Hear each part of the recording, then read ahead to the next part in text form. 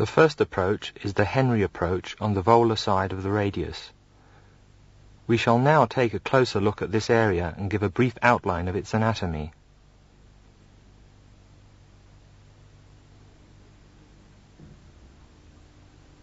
Here we have the brachioradialis muscle with the cutaneous portion of the muscular cutaneous nerve and the radial artery. Flexor carpi radialis, the bicipital aponeurosis, pronator teres, palmaris longus, and the superficial branch of the radial nerve. This is the incision as proposed by Henry. The incision goes up a hand's breadth into the arm, keeping a finger's breadth lateral to the edge of the biceps. It reaches to the radial styloid.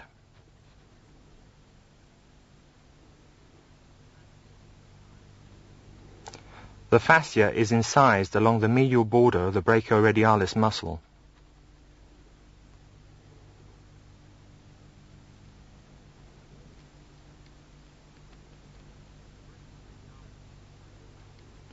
The brachioradialis is retracted laterally and the biceps tendon medially to expose the supinator muscle and the common radial nerve.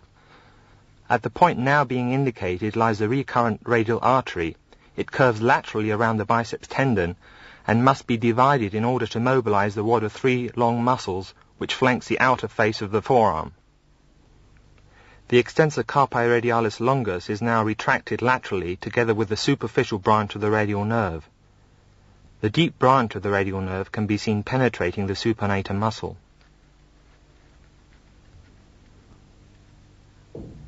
The supinator muscle may then be detached from the proximal radius, taking care not to injure the deep branch of the radial nerve. The exposure can be extended as far distally as the styloid process of the radius by detachment of the flexor pollicis longus,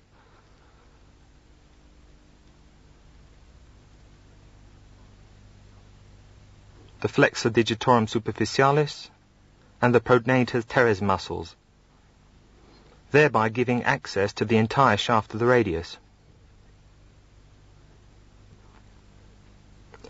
Pronation of the arm will facilitate the exposure. This movement, however, cannot be illustrated with this model.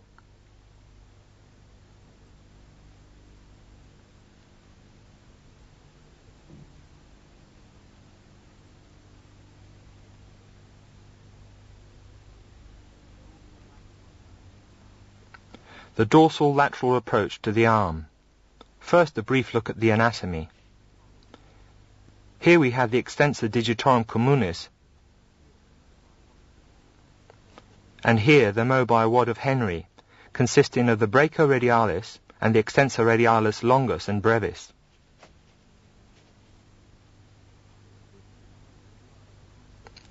The incision is made on a line joining the lateral epicondyle of the humerus with the radial styloid process along the dorsal border of the mobile wad.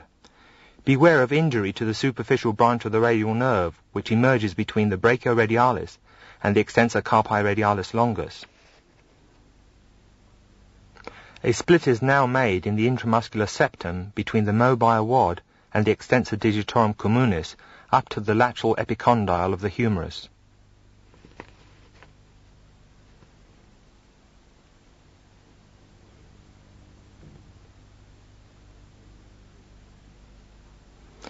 This exposes the supinator muscle and the deep branch of the radial nerve, which emerges from the supinator channel and runs to the extensor digitorum communis, which it supplies.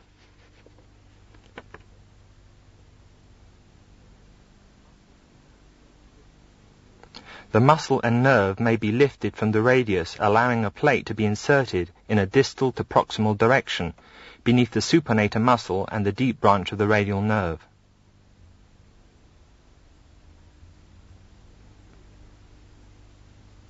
The posterior approach to the humerus. Here you can see the deltoid muscle, the lateral head of the triceps, the long head of the triceps, teres major and infraspinatus. and here the V-shaped interval between the two superficial heads of the triceps. The skin is incised along a line joining the posterior edge of the acromion with the olecranon. The lower border of the deltoid is identified and the fascia is incised, taking care not to injure the upper lateral cutaneous nerve of the arm. A finger can then be inserted into the space between the two superficial heads of the triceps, long and lateral.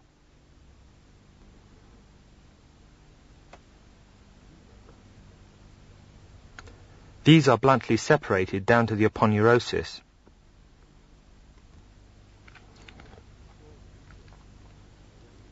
On the floor of the V-shaped interval are the radial nerve and deep brachial vessels. These descend obliquely and laterally across the deep medial head of the triceps.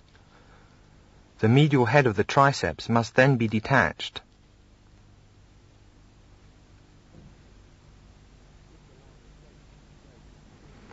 This allows a plate to be placed on the humerus underneath the radial nerve, deep brachial vessels, and the medial head of the triceps.